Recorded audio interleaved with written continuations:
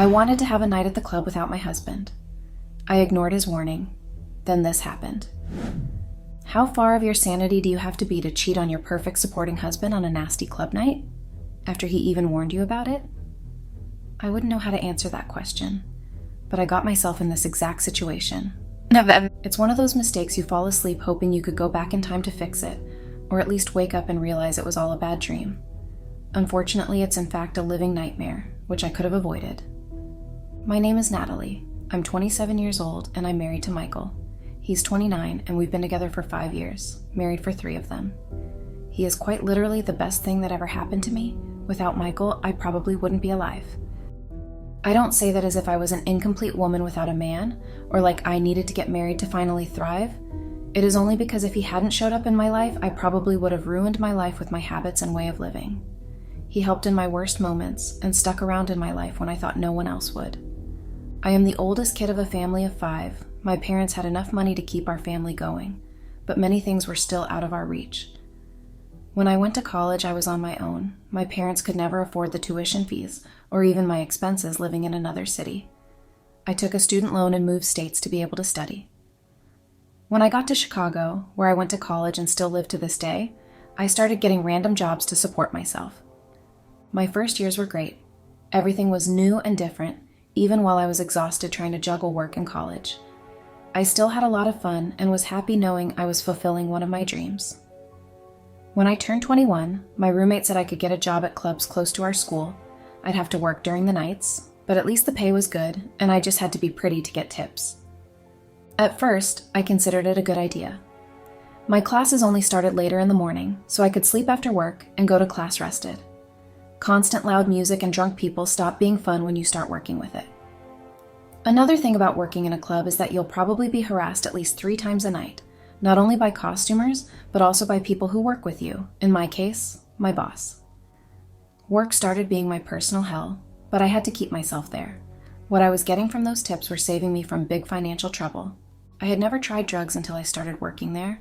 I felt horrible in that environment, and I wanted something to make me forget about how much I hated it.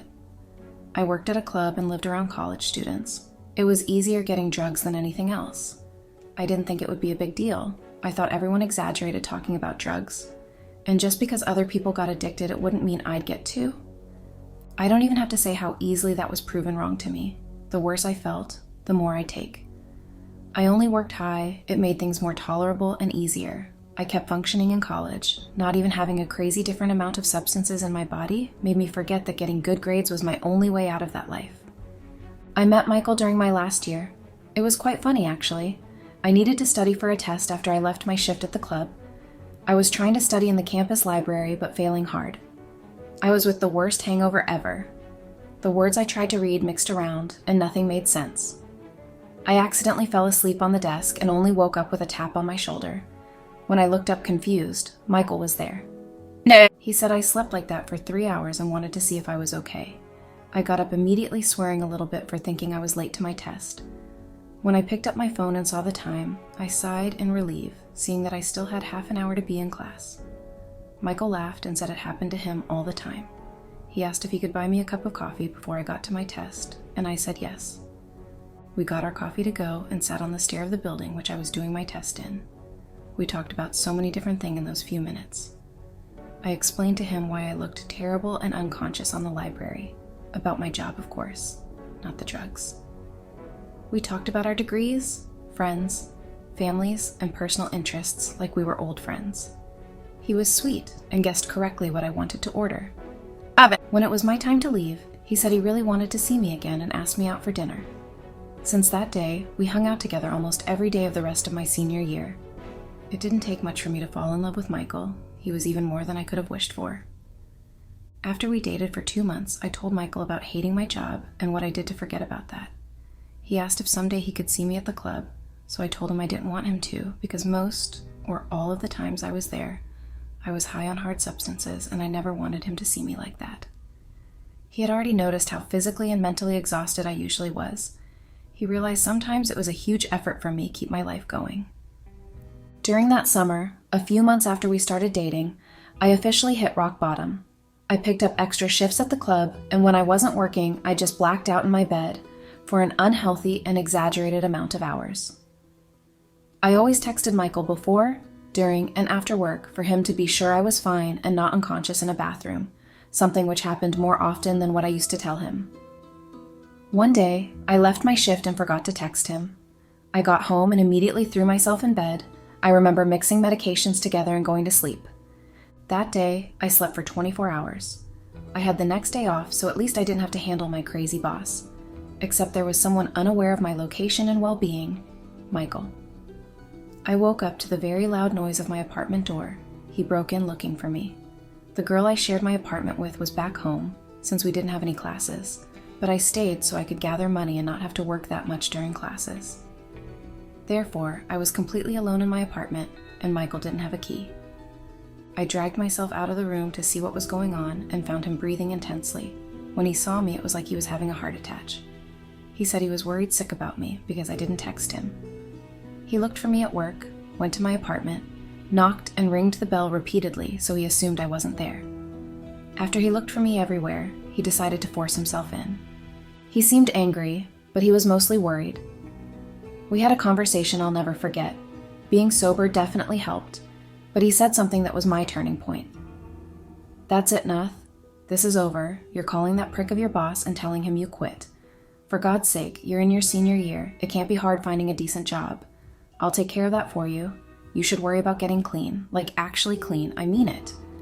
I told Michael I didn't want this to be his responsibility. From the moment I told him about my addiction, I warned him that I didn't want to dump my problems on him, especially this specific problem. I liked him a lot, but I couldn't ruin his life like this. I don't care about that, Nath. I'm not feeling what you're feeling. I have no idea how it feels, so I got the easy part. As long as you promise me to get clean, I'll stay here. I'm falling in love with you, and I seriously can't handle feeling what I felt today. I thought you OD'd and was dead somewhere. I can't handle this. I want to make sure you're safe and sound, and I'll do everything I can to make this happen. He cried a little bit. That was the moment I started having a reason to be better. He saved me, and I could never forget that day. The abstinence crisis were the worst part. I even had to go to the hospital. The plan was trying to quit on my own, while telling Michael to do everything to stop me from leaving the house unsupervised. If that didn't work and I relapsed, rehab would be the only option. Gladly, I was able to pass the 2 weeks of pain, then it got a little easier to be sober, and leaving my job actually helped. For months, the only thing I had on my mind was drugs. I felt horrible for still wanting them, but learned it's part of the process. I started going to NA meetings. There, I found the support I needed. It felt good to have something helping other than Michael, because again, I didn't want to dump my addict problems on him. By the end of summer, I found a paid internship and was sober for 2 months. When I completed my 2 years sober, Michael said he wanted to take on a trip so we could celebrate. After getting clean, I started having a thing for nature. Hiking, camping, and being in the woods cleared my mind and made me feel sane. Whenever I felt triggered, Michael and I would camp and watch the stars at the top of some mountain, but only in the summer because I don't love nature that much to be in it when it's cold. This time, Michael rented a beautiful country house for us. It turned out to be a romantic getaway. He proposed to me while we were having s'mores on a fire outside. I don't think I'd ever felt this happy. The only day I was happier than that was at our wedding. I could have never imagined a life like that when I was in college. He changed me completely, and I had never felt better. During our years together, I could always count on Michael, and he could always count on me. He was my safety net during our first years together, and I wanted to be his when he needed me to.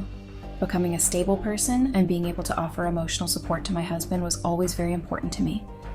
Our life together was incredible. We built something out of this world together. After I started working on what I actually liked, things got 100 times better. I was able to grow professionally and finally be comfortable with money. I had a stable life and someone who loved me, all I could ever wish for. I had never relapsed since the day Michael asked me to quit.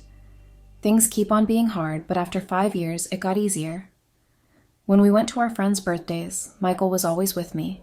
Being around alcohol is always a trigger, but with him by my side, I knew I wasn't going to relapse. I always felt bad not being able to go to social events because of addiction triggers. Every time someone from work invited me, I had to say I couldn't, and not exactly explain why. I wished I was able to put my past where it should be, behind me, without affecting who I am today. I never actually found out if it would be hard for me to be around people drinking or whatever else, because I was always with Michael by my side. I was in my 20s, and not being able to celebrate important things with my friends and colleagues. I always knew being an addict is kind of a disease for life, but couldn't I be better? Wasn't it something I could heal? I spent 5 years without even getting near drugs and alcohol. Could there be an expiration date? I asked myself so many unanswered questions, and all I wished was to be normal. This matter came back to my attention recently. 2 of our best friends were getting married, and the big day was finally coming, but first we had their bachelorette parties. I was their bridesmaid and helped my friend organize her wedding from beginning to end. I was very excited to celebrate it with her. We only talked about it for weeks. Karen, the bride, decided her bachelorette party would be at a famous bar here in Chicago. Our friends always talked about it, but again, it wasn't the kind of place Michael and I were used to going. It would be just like the classics. Boys in one bar together and girls in another bar. In the end, the 2 parties would become one. The boys' bachelorette party was going to happen in a bar next to the girls', so it would be okay for me. Michael would be 1 step away, in case I had any triggers. I was super excited to go. We met this couple of friends when they weren't even together, so we saw them grow their love from just dating without anything serious to helping them organize their wedding. I wasn't anxious about the party. I knew I could control myself, but if I didn't, I just had to call Michael and everything would be fine. A few days before the bachelorette party, Michael came home from work with a sad expression on his face. He told he'd have to be out of town for 2 days. They wanted him in an important meeting across the country. He'd be able to be back in time for the wedding, but it was impossible for him to come to the bachelorette party. He had already talked to our soon-to-be married friends about it and promised he would see them getting married. We spent hours discussing the party, if I should or shouldn't go. I told Michael I didn't want to miss out on important events in our life because of my addiction. I could be with my friends while not drinking or blacking out because of drugs. I controlled myself for 5 years. I could handle one night without Michael. He was hesitant and worried about it. Michael asked me repeatedly if I was sure I could do this alone. Everyone around me would be really drunk and I'd have to deal with them being sober. There was a big chance of bad things happening. Alcohol was never my problem, but when I joined NA, I also stopped drinking. Because we fight addiction to all drugs, so no one drinks or does any other drugs of any kind. It was easier to be around people drinking than doing other things. I trusted myself enough to do this alone, and I hope Michael also did. But his reaction to it wasn't the best. We talked about it for a few days, and his final opinion was basically, I don't think this is a good idea. You'll be going to a bar by yourself, and it's a place filled with bad decisions just waiting for you to make them. You can lose all your 5-year progress in one night. And for what? I understood his point of view, but either way, I felt like I had something to prove to myself. Prove that I wasn't the same inconsequential addict from college. Michael was clearly frustrated and worried, but he understood it could be part of my healing process. He accepted it and said for me to call him every now and then during the party. If I felt like drinking anything, I should call or text him immediately. We made a deal and I hoped everything would go as I planned. Spoiler, it didn't. At Karen's bachelorette party, everything was going fine for the first 2 hours. We celebrated just like I idealized for months. I was texting Michael every now and then and things were great. At one specific moment, Karen started a speech thanking everyone for coming. She wanted to do a shot of tequila with all of her friends to celebrate. No. Karen was filling shot glasses with the bottle of tequila the bar gifted her. She handed one of them to me and I immediately said I couldn't. Come on, Nath. You're not even an alcoholic. I'm not offering you smack. Just this one for me, for us to celebrate. What do you think? I felt bad saying no, so I accepted and took the tequila shot. It was too strong for me. I spent so much time without drinking it felt like I was hit in the head. I wasn't drunk after the shot, obviously, but I feel like after that moment things turned into a blank. Nothing stopped me from accepting a beer from someone after that, and another, and another.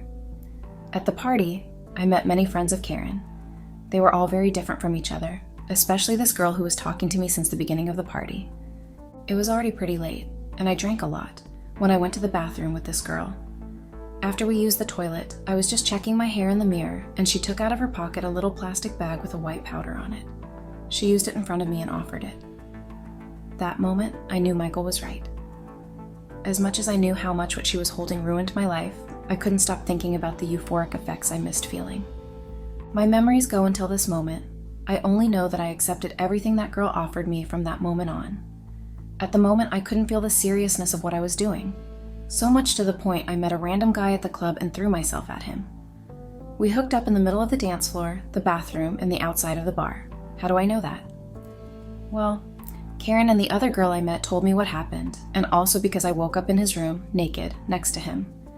When I woke up, a few memories came to my mind. I looked around the guy's room and saw everything was thrown on the ground, and the skirt I wore the day before was ripped, so it was pretty intense. I saw a rest of pills and other substances scattered in the guy's bedside table, seeing that it was like being shot in my stomach. I had some flashbacks of doing what we did in his room.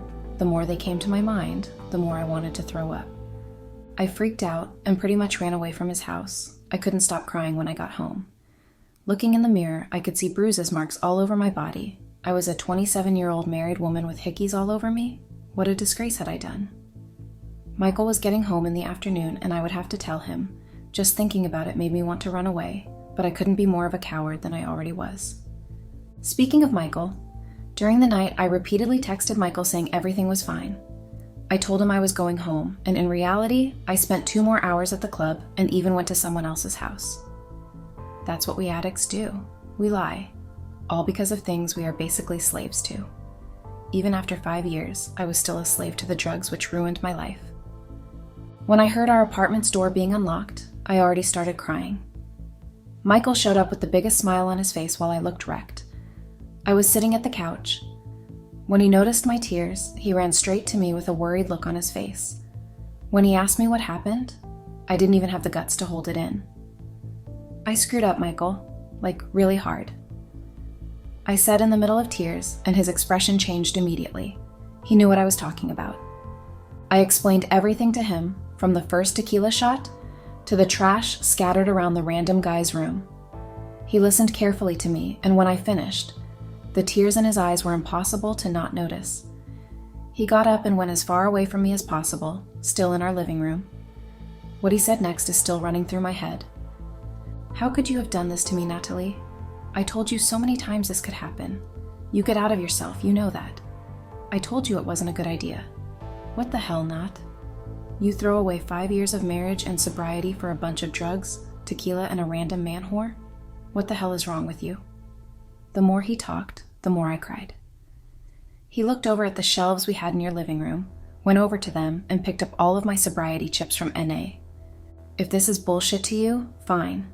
I never knew these things were more important to me than to you. Without hesitation, he threw my chips out the window. I was completely shocked. Why are you looking at me like that? You're not going to need them anymore. How long have you been sober? Oh yes, like 3 hours or something? I hope you're proud. You ruined your life, my life, and our marriage. For God's sake, when we met you were doing meth.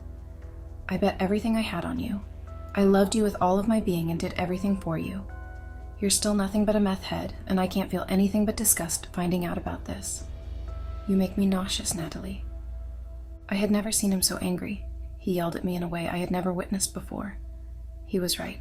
He was absolutely right. He still had a lot to say and went on. The worst part is not even the lack of respect for our relationship. You slept with a random dude, pretty screwed up. But you literally have no self-respect. You did drugs and slept with strangers. How can I expect you to respect me and our relationship if you throw away 5 damn years of your own sobriety for blacking out at a stranger's house? God, you are gross. Get out of here. He pointed at the door and seemed serious. He watched me while I put most of my clothes in any bags I could find. He didn't take his eyes off me until I was in front of our door ready to leave. I wasn't able to say anything. I only cried and sobbed. He was literally right yelling, "I told you so," to my face, because he actually did tell me this could happen. He knew me better than I knew myself, and I didn't know how exactly I was supposed to live without him. That day was the last day I saw Michael. Update. Hello guys. I left things sort of unfinished in my last post. I was a little loopy and upset writing it. Now I come here to give you an update on my situation and answer some of your questions. As you know, I'm an addict who relapsed in a bachelorette party, blacked out, and cheated on Michael, my husband. Well, now ex. After Michael kicked me out of our apartment, I returned to my hometown. I explained everything that happened to my parents, and they agreed with me on going to rehab. I spent 30 days there and left 2 days ago. I'm with my parents and plan on going back to work soon. That involves going back to Chicago, which I'm still considering if it's a good or bad idea. Michael sent me our divorce papers before I got into rehab. I signed and sent it back to him, and I guess that's how our story ended. I haven't heard from him since, and he definitely doesn't want to hear from me. I have no explanation for what I did. I screwed up and genuinely didn't think it would be that easy for me to relapse. My NA sponsor told me that addicts are always addicts. No matter how long we stay sober, there's still some sort of instability which will influence us to relapse again. I always heard that during meetings, but for some reason I thought I was different. Michael trusted me and helped me recover from the worst moment of my life. I betrayed his trust, our marriage, and lost the greatest person I ever met. I know I'll never find someone like him. For all that I put him through, I'm sure karma will never let me be loved again. Remember to always listen to your spouses. Sometimes they know better about you than yourself.